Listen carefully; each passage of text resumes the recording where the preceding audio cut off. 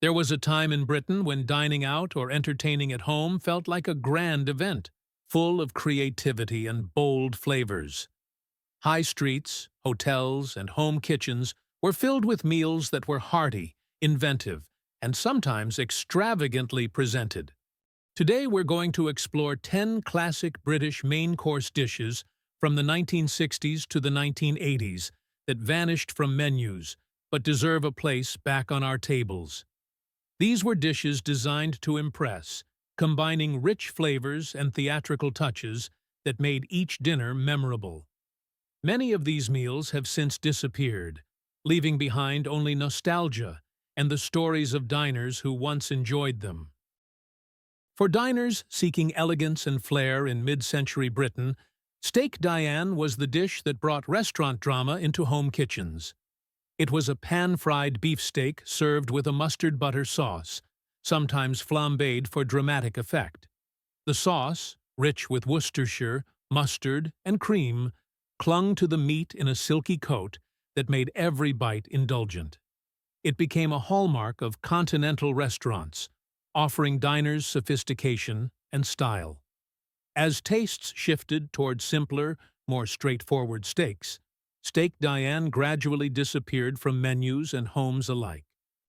When indulgence and theatrical presentation were desired, Chicken Kiev offered a spectacular poultry option that impressed at any table. It featured a breaded chicken breast wrapped around a core of garlic butter that melted during cooking. It gained popularity in the 1960s and 1970s, appearing in hotels, restaurants, and on home dinner tables as a luxurious centerpiece. Preparation required precision to keep the butter inside while ensuring the chicken cooked evenly, making it both impressive and challenging. As simpler, faster chicken dishes became favored by home cooks and restaurants, Chicken Kiev slowly fell out of fashion. For celebratory dinners, Beef Wellington was the showpiece that combined rich fillings and crisp pastry to create a memorable centerpiece. It combined filet steak with pâté and mushroom duxelles, all encased in a crisp puff pastry. It was reserved for special occasions in homes and restaurants, turning a dinner into a true event. Preparation demanded skill, searing the beef, cooking the duxelles, and timing the pastry to perfection. Its complexity and the modern preference for lighter, quicker meals caused it to fade from menus. As a stylish starter that epitomized elegance in mid-century dining, Prawn Cocktail introduced diners to a balance of flavor and presentation. It consisted of shelled prawns in Marie Rose sauce, elegantly served in a glass or small dish. From the 1960s through the 1980s, it was a common starter at hotels, restaurants, and dinner parties, admired for both taste and appearance. The creamy, tangy sauce and neat arrangement of prawns made it visually striking and memorable. Over time, it became regarded as kitsch, with younger diners seeing it as outdated and heavy. Chicken Marengo was a stew of chicken simmered with tomatoes, mushrooms, and white wine until tender and flavorful. It often appeared in upscale restaurants and home dinner parties, admired for its rich, balanced taste. The dish required careful preparation to layer flavors and allow the sauce to develop fully. As home cooks sought simpler recipes and lighter dishes, Chicken Marengo gradually fell from menus. Steak and kidney pie was a hearty sweet pastry filled with beef and kidney in thick, savory gravy. It was a pub classic and a staple of working-class home kitchens, offering warmth and sustenance on cold nights. The combination of tender meat, rich gravy, and crisp pastry made it a comforting and filling meal. As offal became less popular and tastes shifted toward lighter options, the pie became less common. Scotch woodcock was a light supper dish consisting of scrambled eggs on toast with anchovy paste or gentleman's relish. It was served in British homes and clubs in the 1960s and 1970s as a refined yet simple meal. The dish offered a salty, umami-rich flavor that complemented the soft, buttery eggs perfectly.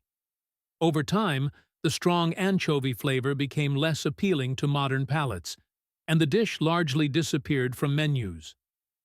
Rabbit with prunes was a slow-cooked dish combining tender rabbit meat with sweet, plump prunes in a lightly savory sauce.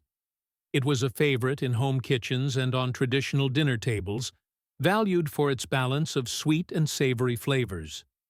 The dish required patience, allowing the meat and fruit to meld into a rich, aromatic stew.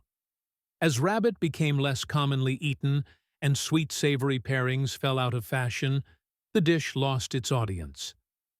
Rook pie was a rural classic, made with rook meat, suet, and thick gravy, often baked in a sturdy pastry. It appeared on country tables, especially in areas where game birds were plentiful and hunting was part of life. The rich, earthy flavor was distinct and highly prized among those familiar with traditional game cooking. Urbanization and the availability of other meats led to the gradual disappearance of rook pie from everyday kitchens. Gray squirrel casserole was a wartime and post-war dish, combining squirrel meat with vegetables in a slow-cooked, savory stew. It was a staple in country kitchens where game meat was readily available and provided a practical, filling meal. As dietary habits shifted and game meat declined in popularity, the casserole faded from both home and restaurant menus. These vanished dishes remind us of a time when British dining was bold, hearty, and often theatrical. Meals were crafted with care, combining rich flavors, sauces, and presentation in ways we rarely see today. Over time, changing tastes and a desire for convenience led many of these recipes to disappear from homes and restaurants. Yet their memory lingers in cookbooks, photographs, and stories of those who once enjoyed them.